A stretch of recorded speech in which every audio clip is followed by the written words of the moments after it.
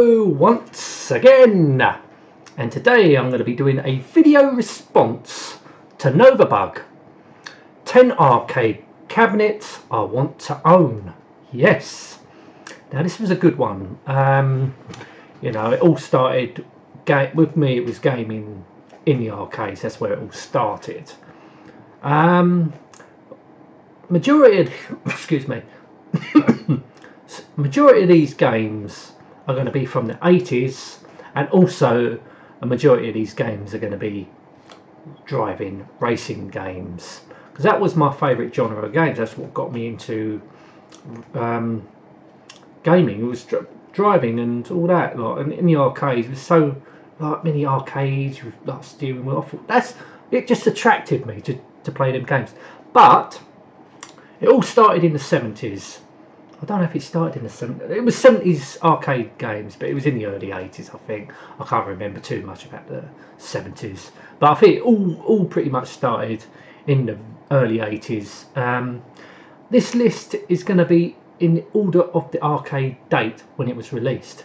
I'll try this anyway. I've actually compiled a list. I've actually made a list. Took me a while to do this video, thinking, oh, what games? It was a lot that I did remember, but then I had to go back. Oh, what's that? Yeah, I remember that. Majority of these I have already done reviews for. Instead of putting a game clip on it, I will actually link the reviews in the bar below, the thingy bar. Yeah, you know what I'm talking about. These are the top 10. But not in the top 10 order, if you know what I mean. They're actually in the date order. So number 1 will be Sprint 2. So basically what this is, it's if you played Super Sprint, if you remember Super Sprint in the arcades, this was I think one of the first games. There was a Sprint, but I think it was might be a one-player version. But this was Sprint 2. You could either have 2 or 3 players. It had 3 steering wheels, and this game came out in 1976. So it was an old black and white game by Key Games. I think it was a subsidiary of this is the level of professionalism. Atari. Yeah. So it was a subsidiary of Atari, Key Games. So Sprint 2 was sort of like it was a racing game, but the track actually changed when you was driving around. I think you had 4 gears, had a proper gear stick, a steering wheel where you can just go, and it just turns. There's no feedback control or nothing like that. You just turn the wheel and it just spins around. But for its day, it was a lot of fun. And I remember when I was a kid, I used to play that. I think it weren't just arcades. I think it had, I don't know, I can't remember now. I think it had it in some shops and something, like we'd go on holiday, and in the clubhouse there was some few arcades or something. I think there was that there, and I just liked it. I really enjoyed playing it. Yeah, it was an old black and white game, but it was a lot of fun for its day. You know, I reviewed it. I know the MAME emulator, it's just not the same as playing it on a real arcade machine. Of course it ain't. Nothing like playing it on a real arcade machine, because it gave you everything. You know what was available. You like a car, you had a steering wheel. You know, playing games with a steering wheel, and you had a gear stick. You know, you can't do that with an emulator. It just doesn't feel the same. Anyway, I'm not going to go into that. So that was Sprint 2. Second game, Superbug. Now that was also a black and white game. It came out in 1977 by Key Games, subsidiary of bloody Atari. Why am I thinking of something else with A? It's Atari, subsidiary of Atari. Yeah. Superbug. It was a black and white game also, but I remember it had filters, coloured filters over parts of the screen. Like the car was always in the centre of the screen, but had I think it was a yellow microfilter over it, and the outline was green, like representing trees, but the course I think was always white. So you're driving around the course. The car was always in the middle. You're driving around, got a steering wheel. I think you had a high and low, or was it 1, 2, 3, or 4? I can't remember now. Had a gear shift system, and you was just driving this car around, trying to avoid parked cars, driving around the road, and it was just a lot of fun for the time. It was a very basic game, which games were in the 70s, but it has to start from somewhere, and I thought that was a lot of fun for its time. Really good. Yeah, obviously people might think the 70s arcade games, they're going to think Asteroids and Space Invaders, but to me it was Sprint 2 and Superbug. Yes, I did play Space Invaders and I did play Asteroids, but it wasn't one that I always came back to. Space Invaders is next on the list, and I did put Space Invaders down for a reason. Came out in 1978 originally. I think it came out first in black and white, and it came out afterwards as a in colour. I believe Taito in Japan, really getting tongue-tied today for some reason, don't know why. And I believe in the West it came out released by Bally Midway. Space Invaders, but when I say but, the only version I remember playing, because I didn't really play it often in the arcades, but the one that really I saw first and I played the first was a cocktail table, or like a table, not an arcade cabinet. It was more of a table with the screen up the top of the table, the controls. That was the one I remember playing first. I think it was in a clubhouse somewhere when I was on holiday. I don't know where. It was somewhere, maybe Hastings, or I don't know, somewhere. I did go to Hastings quite a lot when I was a kid, so it might have been Hastings, but we did go to other, like New Romney. Could have been New Romney, which is in Kent. I don't know. Chichester was one I remember we went to. Caravan site. There's other caravan sites. We had a caravan, so we just basically went on holiday every year. We was a family that we couldn't afford to go abroad. It was one that never. I didn't go abroad until the late 80s, and yeah, anyway, I'm not getting into that. Yeah, so a lot of these memories were more in the clubhouse arcades, and I think I played that in a clubhouse. That arcade machine, the cocktail table, I think. But it was good, you know. It was one that I would like to have. It was different. It was different to the arcade cabinets. Right, number 4. This is one I do remember when I was a kid playing, and I really was really hooked on this game, especially arcades down Hastings. Really tongue-tied, and that would be Pole Position. I would like to own. You know, I think there was 2 variants. There was an upright one and a sit-down. I've never seen a sit-down cabinet of Pole Position, so I'd probably add the upright one, because that was the one that I had fond memories of playing. I know there was a Pole Position 2 after that, but I didn't play that one as much as the first Pole Position. I might have only played that a couple of times, but it's the first Pole Position that I think it really got me into racing games. It's the one I remember playing so often. Yes, the black and white ones I did play, but it wasn't as often as I was playing that. I think it came out in 1982 in Japan by Namco, and it came out in 83 over here in the Western countries. But it was one I remember playing. It was absolutely brilliant. And we get to the next game. Right, Star Wars. I would love to own a cabinet of Star Wars, sit-down cabinet, because it's so unique the way you fly. But there was one I never played. It's one I wanted to play, but I never got round to playing it for some reason. Maybe because it was a popular arcade and everyone was playing on it. So obviously, me being the way I never got to play on it because it was such a popular arcade game. I would love to play because it was those vector graphics, and you know, it was something. You know, Star Wars was a great film. You know, and all the trilogy come out, like Empire Strikes Back and Return of the Jedi. How can I fucking forget that? What is going on with me today? Return of the Jedi. So everyone wanted to play Star Wars. Yeah, you know, when that came out in 1983 by Atari, everyone, you know, everyone was on it. Everyone wanted to play it. So I never really got a look in to it, and I think it was one that I tended to forget about. But I always wanted to play it on the arcade. I always wanted to play that, but I never got round to it. You know, it had the sample speech, you know, had the music playing in the background, you know, because music was pretty rare to have in the background of gaming. It was brilliant. I wanted to really play that game so badly, but I never got round to it.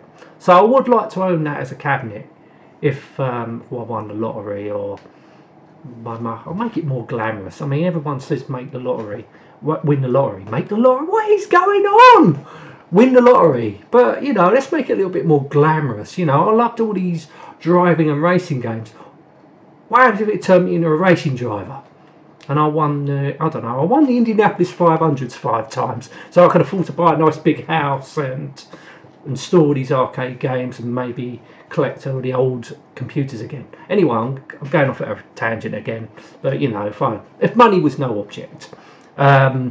So where did we get up to? So we got up to Sprint 2, Superbug, Space Invaders, Pole Position, and Star Wars. So that's 5. So let's continue. So the next game I would have, I remember watching a television program back in the 80s called First Class. I think it had Debbie Greenwood? Yeah, and they had this game, like a level in One Life.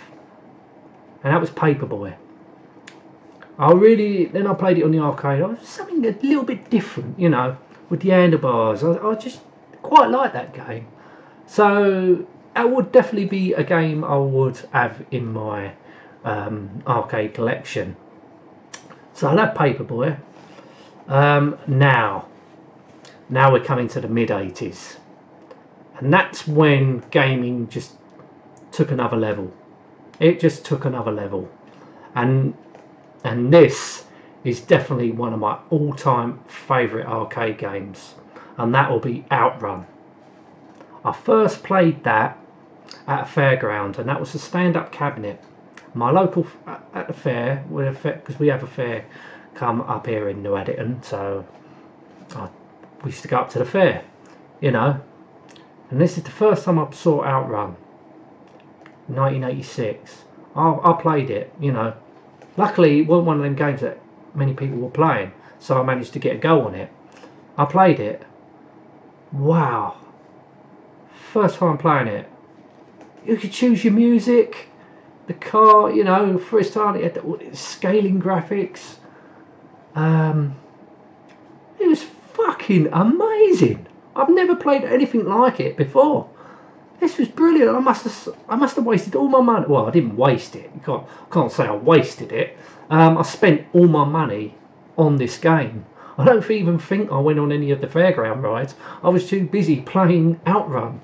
It was just a brilliant game. You know, I've got to have another go at this. Oh, this is fantastic. And when we went on holiday, I had all these sit-down cabinet versions. Oh my god, I've got to play this. There was 2 different sit-down cabinet versions. I think there was one that went left and right, I think, and there was one that, or did it go up and down? I can't remember. There was one that went up and down, and there was another, the really deluxe cabinet. You had the sit-down and the sit-down deluxe cabinet, and there was the deluxe cabinet. It went up and down, left and right. Oh my god, that was brilliant. And you had the soundtrack coming out the back speakers. Absolutely brilliant game. If I could get that deluxe cabinet, I would, because I'll be playing that to death. As I say, I played it on main. It just wasn't the same. You didn't have that experience. You didn't have the steering wheel. Even the steering wheel vibrates when you come off the track. That was really a new thing, when the steering wheel vibrates. Yeah, brilliant. I would definitely, that would be my #1 game to get. If I could get an arcade cabinet of Outrun, that would be the first arcade cabinet I would get. Absolutely amazing game.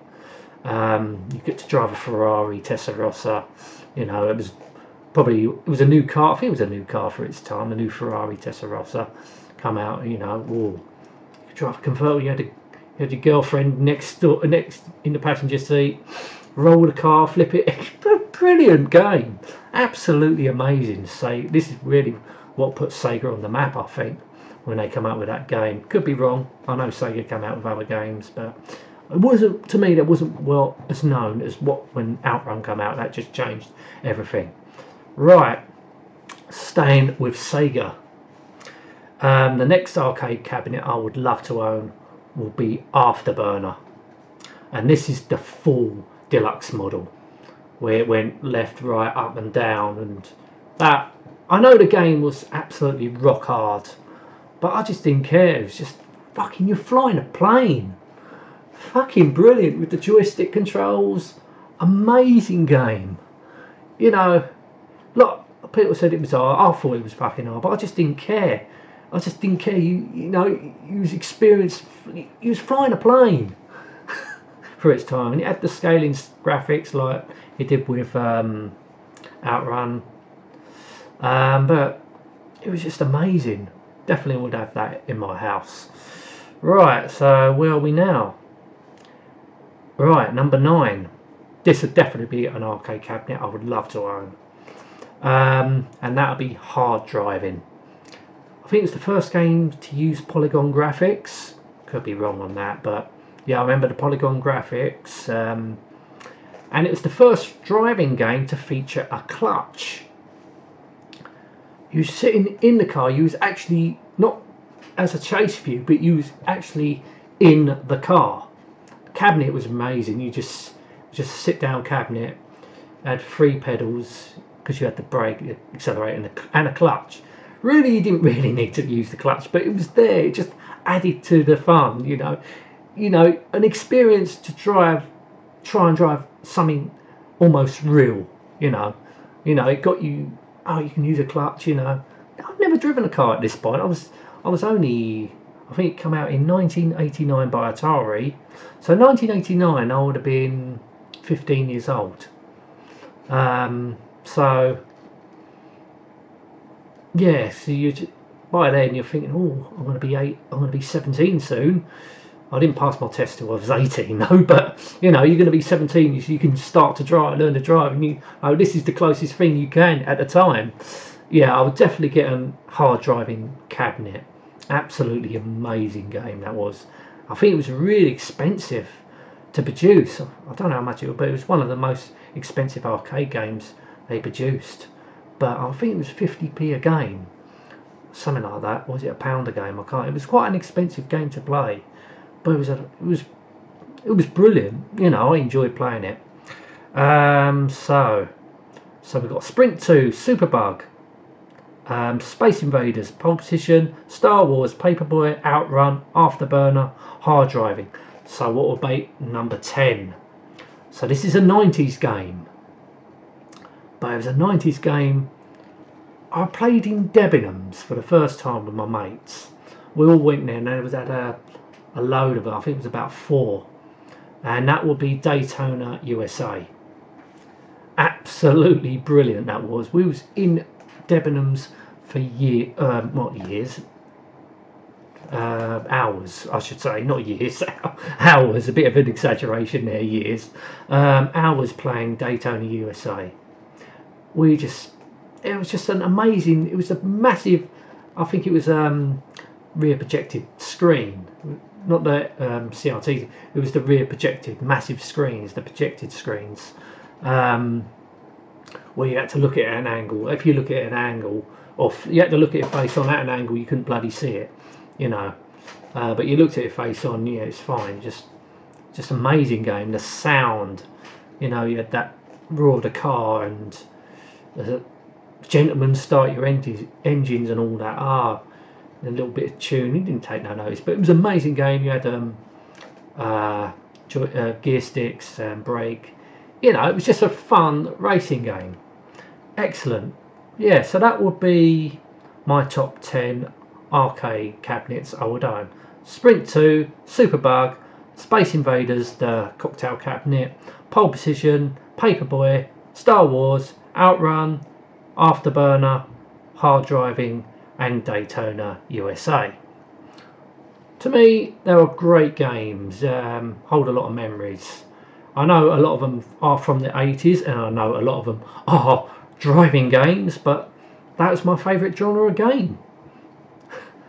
It always will and always will be. That didn't make no sense, did it? No, not a lot of things I'd say does. Anyway, if you want to do a video response, please do, because that would be amazing to hear what your favourite arcade games was. Check out Novabug's video. Anyway, I'm going to end this now. Thank you so much for watching. Till next time, and goodbye.